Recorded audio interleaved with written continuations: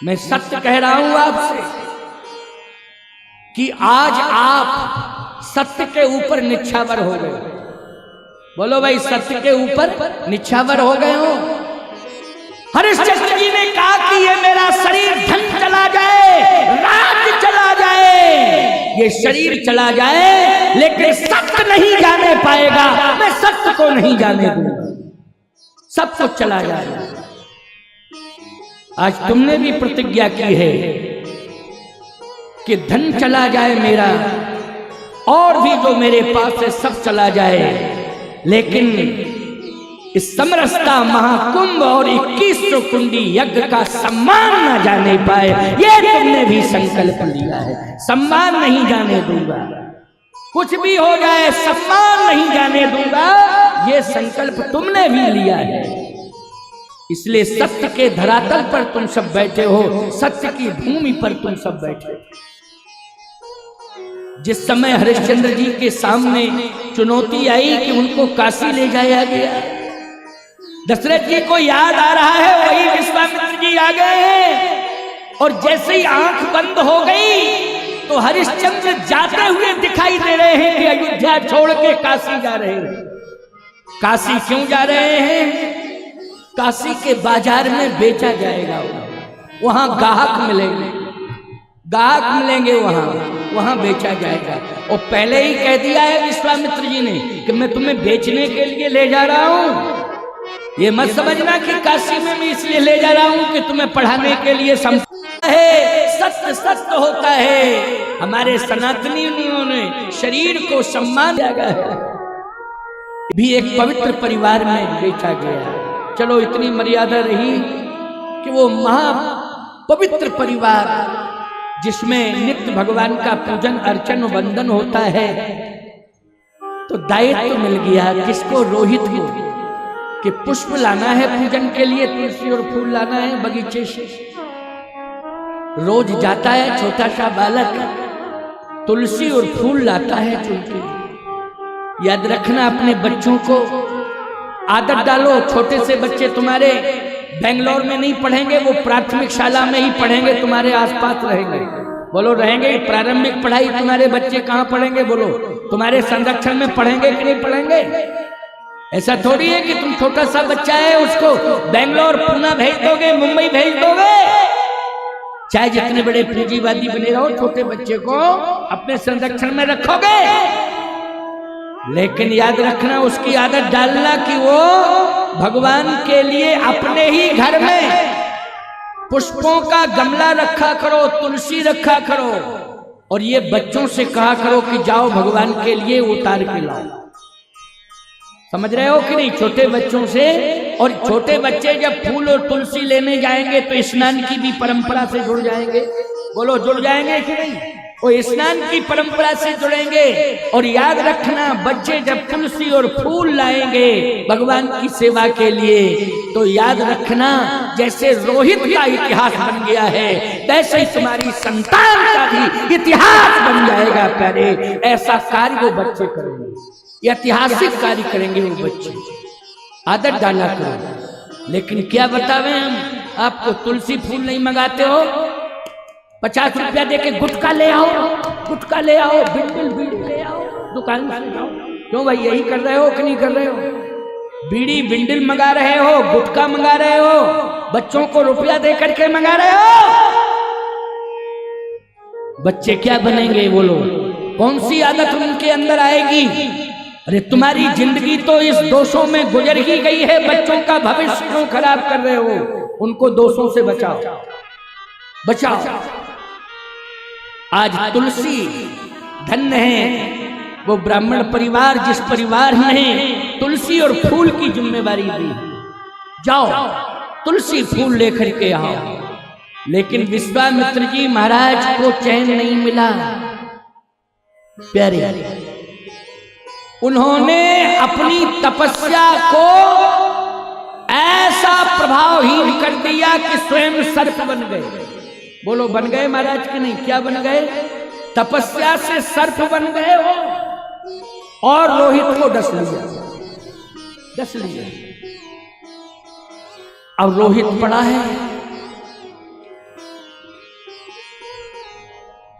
हरिश्चंद्र की पत्नी तारा को यह मालूम चला कि मेरे बेटे को सर्प ने डस लिया है, उसकी मौत हो गई है, लेकिन लाश के पास कोई नहीं जा रहा। विश्वामित्र जी ने आदेश दे दिया, कोई भी मत जाना, नहीं परिणाम अच्छा नहीं होगा, समझ लो।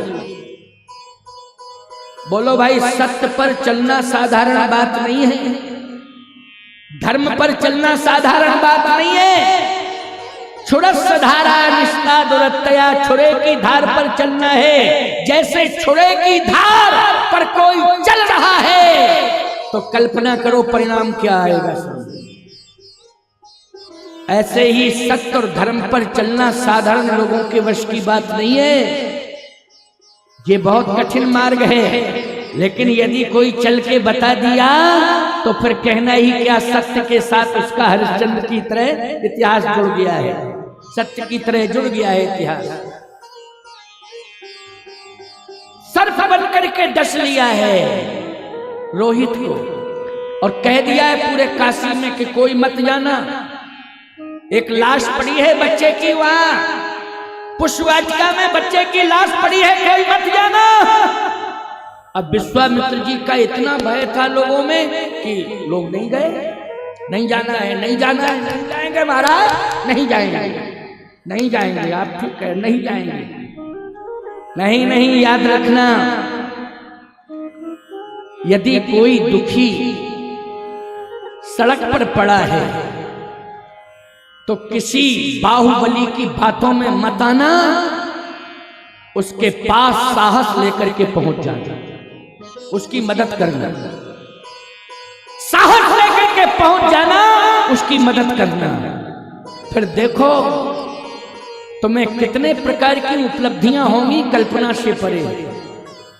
और यही हमारे योगी आदित्यनाथ जी ने उत्तर प्रदेश में किया है कि बड़े बड़े बाहुबलियों को जमीन खोद कर दिया और गरीबों की झोपड़ी में जाकर के उनके आंखों के आंसुओं को पहुंचाया। और आज मैं सत्य कह रहा हूं आपसे, पार्टी की बात नहीं है, व्यक्तित्व की बात है। पार्टी की बात नहीं है, व्यक्तित्व की बात है। आज इतना प्रभावशाली व्यक्तित्व, जनप्रियता हासिल कर ली गई है कि आज कौन नहीं जानता है, पूरे भारत में हर राज्य का व्यक्ति, स्वयं प्रधानमंत्री मोदी जी भी प्रभावित है योगी के कार्य से। बोलो है कि नहीं, प्रभावित है। क्यों? उन्होंने बाहुबलियों को मिट्टी में मिला दिया और जितने गरीब थे, जो दबे कुचले लोग थे, उनके आंखों के आंसुओं को जाके स्वयं पहुंचा है। बोलो भाई, प्रभाव काम नहीं करता है, व्यक्ति का स्वभाव काम करता है। बोलो करता है कि नहीं? दबाव काम नहीं करता है, व्यक्ति का कर्तृत्व काम करता है, कर्तव्य काम करता है। इसलिए मैं किसी की व्यक्तिगत प्रशंसा नहीं कर रहा हूं, कार्यों की प्रशंसा कर रहा हूं। किसकी कर रहा हूं? कार्यों की प्रशंसा कर रहा हूं। आज ध्यान से मेरी बात को सुनना, जरा समझने की कोशिश करना। मैं बहुत स्पष्ट बोलने जा रहा हूं, सुन लो मेरी बात को। विश्वामित्र जी ने कहा, काशी के बाजार में ढिंढोरा पिटवा दिया कि कोई भी नहीं जाएगा, रोहित की लाश पड़ी हुई है। अगर कोई रोहित की लाश के पास गया तो खबरदार, परिणाम अच्छा नहीं आएगा। कोई नहीं गया भाई के घर, यहां तक कि जिसके यहां नौकरी करता था, सेवा करता था, वो भी नहीं गया परिवार। तब तारा गई, उसकी माँ, बेटे की माँ गई कि मेरा बेटा पड़ा हुआ है, आज उसकी लाश, उसके पास कोई नहीं जा रहा है, मैं जाऊंगी, मैं स्वयं चल के जाऊंगी। और माताओं, बहन, बेटियों, हरिश्चंद्र की पत्नी जो अयोध्या की महारानी थी, वो आज जा रही है और जिस समय पुत्र को देखती है तो उठा के हृदय से लगा लिया और कहा, विश्वामित्र जी, तुम्हारे क्रोध से मैं नहीं डरती हूं, मुझे भस्म कर दो, मुझे भस्म कर दो, लेकिन मैं अपने बेटे को वहां जरूर ले जाऊंगी जहां मुक्ति मिलती है। और मुक्ति के मार्ग में यदि तुम्हारी तपस्या मुझे रोक सकती हो तो पूरी ताकत लगा लो विश्वामित्र जी, पूरी पूरी ताकत लगा लो, मैं अपने बेटे को वहां ले जा रही हूं जहां मुक्ति मिलती है। उस मार्ग में रोकने की ताकत अगर तुम्हारे अंदर हो तो रोक लो। याद रखना, जो नारी सत्य को स्वीकार करती है वो काल से भी नहीं डरती। जो नारी सत्य को स्वीकार करती है वो काल से नहीं डरती है। केवल एक हरिश्चंद्र की पत्नी तारा का उदाहरण नहीं दे रहा हूं, मैं सावित्री का भी उदाहरण दे रहा हूं। सावित्री का भी उदाहरण दे रहा हूं। बोलो, सत्यवान को काल लेकर के चला गया, लेकिन काल की चौखट पर किसने ललकारा था? जाकर के बोलो, सावित्री ने ललकारा था।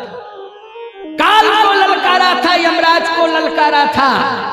और याद रखना, यमराज को ललकारा ही नहीं, अपने पति के प्राण को भी छीन लिया, हाथ में ले लिया। खबरदार, अभी शरीर मिट्टी पड़ी हुई है, ये प्राण में प्रवेश कराऊंगी अपने पति के शरीर में। बोलो, प्राण प्रवेश कराया कि नहीं कराया? आज विदेशी लोग कहते हैं कि भारत की नारियों की प्रशंसा ज्यादा की जाती है, नारी नारी एक समान। मैं कहता हूं कि जो भारत की नारी की विशेषता है, अन्य किसी देश की नारी की वो विशेषता नहीं है। विदेशियों ने कहा कि भारत की नारी क्या करती है? खेतों में जाके काम करती है, रसोई में जाके भोजन बनाती है, और क्या करती है? अच्छा भाई, तुम्हारे देश की नारी क्या करती है? बोले, हमारे देश की नारी तो वैज्ञानिक बन गई है और चंद्रलोक तक पहुंच गई है। लेकिन आज उदाहरण मिल गया कि हमारा चंद्रयान भी चंद्रलोक तक पहुंच गया कि नहीं पहुंच गया? बोलो भाई, पहुंच गया कि नहीं पहुंच गया? लेकिन मैंने कहा, कान खोल करके मेरी बात को सुन लो, अगर विदेश की नारी चंद्रलोक तक पहुंच सकती है तो भारत की नारी यमलोक में पहुंच करके पति के प्राणों को वापस धरती पर ला सकती है। ये भारत की नारी की ताकत है। चंद्रलोक की बात छोड़ो, यमलोक में पहुंचती है। बोलो, पहुंचती है कि नहीं पहुंचती है? सावित्री का प्रमाण दिया कि नहीं दिया? और सत्य के बल पर पति के प्राण खींच करके लाई है, यमराज के हाथों से खींच करके लाई है। और याद रखना, उसने जा करके अपने पति की मृत पड़ा हुआ शरीर, पति का प्राण प्रवेश करा दिया। और सत्यवान सावित्री के सामने खड़ा हो गया। बोलिए, सनातन धर्म की, सत्य सनातन धर्म की, यह है सत्य सनातन। आज तारा ने भी कहा है, मैं मुक्ति के स्थान पर ले जा रही हूं, अगर तुम्हारे अंदर क्षमता है तो मुझे रोक के बताओ। लेकिन विश्वामित्र जी की हिम्मत नहीं पड़ी कि तारा के मार्ग में कोई बाधा उत्पन्न कर देते, कोई हिम्मत नहीं पड़ी। समझ में आ रही है कथा कि नहीं आ रही? पहले ये बताओ। एक एक बात को मैं क्लियर करके बोल रहा हूं। और याद रखना, मैं ढोल मजीरों की कथा नहीं सुनाता हूं जिससे हृदय परिवर्तन हो जाए, समाज में परिवर्तन आ जाए, ऐसी कथा मैं सुनाता हूं। ये मेरा स्वभाव है। मैं धर्माचार्य हूं, मैं उपदेश देता हूं। इसलिए एक एक बात सुन लो और कान खोल करके सुन लो प्यारे। इतने भीषण गर्मी में प्रवचन के बीच में भी आधा गिलास पानी नहीं पीता हूं, इसके पहले ले लेता हूं। बाद में बताइए लेता हूं क्या? जब तक पूरा विश्राम नहीं कर देता हूं मंच को, तब तक। याद रखना, ये सारी की सारी जो भी हमारी ऊर्जा है वो हमारे लिए नहीं है। ये हमारी तप की ऊर्जा, हमारी भक्ति की ऊर्जा, हमारे सत्य की ऊर्जा तुम्हारे कल्याण के लिए है। इसलिए आज मैं उसे समर्पित कर रहा हूं, अंतःकरण से समर्पित कर रहा हूं, हृदय से समर्पित कर रहा हूं। इसलिए सुनते जाओ, कान खोल करके सुनो। पहुंच गई कहां? इस स्मशान पर, गंगा के तट पर। गंगा का तट मानी मुक्ति का स्थान। गंगे तो दर्शनार्थ मुक्ति, दर्शन करने मात्र से, गंगा के दर्शन करने मात्र से मुक्ति मिल जाती है। आज उसी गंगा के तट पर मुक्ति देने वाली मोक्षदायिनी गंगा के तट पर पुत्र को गंगा मां के चरणों में लिटा दिया। हरिश्चंद्र जी देख रहे हैं, अब सुनते जाओ कौन आया है ये। आज पहली बार हरिश्चंद्र कहते हैं मैंने देखा है कि कोई नारी लाश को लेकर के आ रही है, और पहली बार मैंने देखा है हर जनाजे के पीछे 10, 20, 25, 50 लोग आते हैं, लेकिन पहली बार मैं देख रहा हूं कि अकेली लाश आ रही है, और वो भी बिना कफन की लाश आ रही है। कफन नहीं है, ऐसा कौन गरीब घर का लड़का है, कौन किसके पास ऐसी गरीबी आ गई है जो बिना कफन की लाश लाई जा रही है। विश्वामित्र जी ने काशी वालों से कह दिया था कफन भी मत देना। याद रखना, किसी की दुकान से अगर 2.5 गज का कफन पहुंच गया तो समझ लेना उसकी दुकान में आग लगा दूंगा। अब दुकानदार सब परेशान, कौन लगवावे आग अपनी दुकान में, बोलो भाई। बिना कफन की लाश जा रही है। सनातनियों कान खोल करके सुन लेना मेरी बात, केवल इस पांडाल तक सीमित नहीं है। पवन देवता के माध्यम से मेरी बात जहां जहां तक पवन जाएगा मेरी बात भी वहां तक जाएगी, मुझे विश्वास है। हवा कहां नहीं जा सकती है, हवा सब जगह जाएगी, मेरी बात भी सभी जगह जाएगी, क्योंकि मैं सत्य की दुहाई दे रहा हूं इसलिए। और पवन भी सत्य को स्वीकार करेगा, करता ही है स्वीकार पवन सत्य को। आज हरिश्चंद्र ने कहा कौन है। दशरथ जी महाराज की आंख बंद है, और दशरथ जी महाराज इस दृश्य को अंदर ही अंदर देख रहे हैं। जैसे आप सो रहे हो, स्वप्न आता है तो सब कुछ दिखाई देता है कि नहीं देता है। आज हरिश्चंद्र जी को स्वप्न दिखाई नहीं दे रहा है, हरिश्चंद्र जी को नेत्र बंद होने से अंतरात्मा में वो दृश्य दिखाई दे रहा है। जो घटना घटी है वो दृश्य दिखाई दे रहा है। बस शब्द सुनाई दिए हरिश्चंद्र के कान में। तारा कह रही थी गंगा मां, और मैं कुछ नहीं मांगना चाहती हूं, बस मेरे पुत्र को मोक्ष दे देना, बस इतनी प्रार्थना मैं कर रही हूं। मेरे पुत्र को मैं कुछ भी नहीं दे पाई। अरे माता पिता कम से कम जन्म देने के बाद जो भी उनके पास धन दौलत थोड़ी बहुत होती है वो लोग अपनी संतान को देते हैं कि नहीं, लेकिन मैं ऐसी अभागी हूँ, इसका बाप भी इतना अभागा है कि अपने पुत्र को कुछ नहीं दे पाया, यहाँ तक कि कफन भी नहीं मिला है। ए गंगा माँ मुक्ति दे देना, बस इसलिए मैं आपके चरणों में लाई हूँ कि मुक्ति दे देना। मानो गंगा की आंखों में भी आंसू निकल पड़े। क्यों? ये गंगा वही है जो पुत्र बनकर के आए हैं। प्रभु राम लख निरगता मुनिबंधता त्रैलोक पावन सुरसरी, जिनके पद नख से गंगा का प्रादुर्भाव हुआ है, वही तो पुत्र बन के आया है रघुवंश। गंगा मां की आंखों में आंसू आ गए। बस हमारे सनातन धर्म में अग्नि संस्कार का विधान है। बोलो किसका विधान है, जल्दी बोलो। अग्नि संस्कार का विधान है। जैसे ही शरीर को दग्ध करना चाहती है, अग्नि देना चाहती है, उसी समय हरिश्चंद्र लाठी लेकर के आ गए। खबरदार, जब तक मैं कर नहीं ले लूंगा तब तक शव को दग्ध नहीं करने दूंगा, मुझे कर चाहिए। बड़ी समस्या पैदा हो गई। क्यों भाई? बहुत बड़ी समस्या पैदा हो गई कि नहीं? चुनौती आ गई कि नहीं आ गई? कफन के लिए पैसा नहीं है, अब कर कहां से आएगा? कहां से कर आएगा? तारा ने चरण पकड़ लिए। स्वामी पहचानो, मैं आपकी पत्नी हूं, पहचानो ये आपके पुत्र की लाश है, कोई और नहीं हूं, ये पुत्र भी आपका ही है, लेकिन बिना कफन के लाई हूं, कफन के लिए पैसा नहीं है, तो कर कहां से दे सकती हूं? इसलिए ये पुत्र है, तुम्हारा पुत्र है, मैं पत्नी हूं। कम से कम विपत्ति काल में ऐसा नहीं होना चाहिए कि पति पत्नी के संबंध दूर हो जाए। पति पत्नी के संबंध तो रहते ही हैं, चाहे जितनी बड़ी विपत्ति आ जाए। ए स्वामी, कर नहीं है, मैं कहां से दूं, मेरे पास पैसा नहीं है, धन नहीं है, मैं कर कहां से दूं। हरिश्चंद्र ने कहा मैं इस लाश को जलने नहीं दूंगा, मुझे कर चाहिए।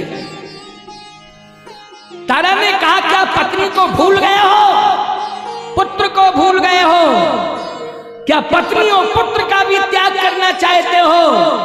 हरिश्चंद्र जी ने कहा मैं जान रहा हूं कि तू मेरी पत्नी है, जान रहा हूं ये मेरा पुत्र है, लेकिन मैं पत्नी का त्याग कर सकता हूं, पुत्र का त्याग कर सकता हूं, जब तक जिंदा हूं तब तक सत्य का त्याग नहीं कर सकता हूं। इसलिए सत्य यही है, धर्म का त्याग नहीं कर सकता हूं, धर्म यही है कि मुझे कर लेना चाहिए।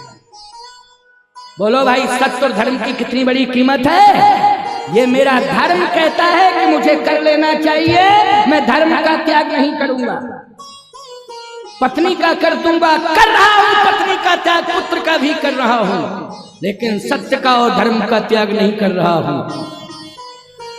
तारा ने कहा कुछ भी हो, मैं अपने पुत्र को अग्नि दूंगी।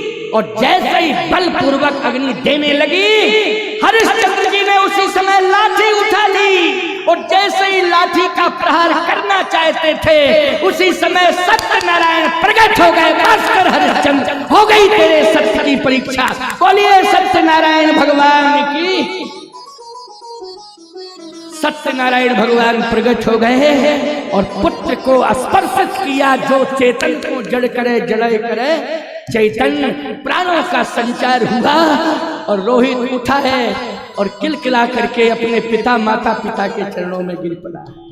देखा, बोलो भाई, सब कुछ चला गया था, लेकिन सत्य ने सब कुछ लौटा दिया कि नहीं लौटा दिया? जल्दी बोलो। सत्य ने सब कुछ लौटा दिया है। इसलिए मैं कहना चाहता हूं कि सत्य पर आरूढ़ हो जाओ।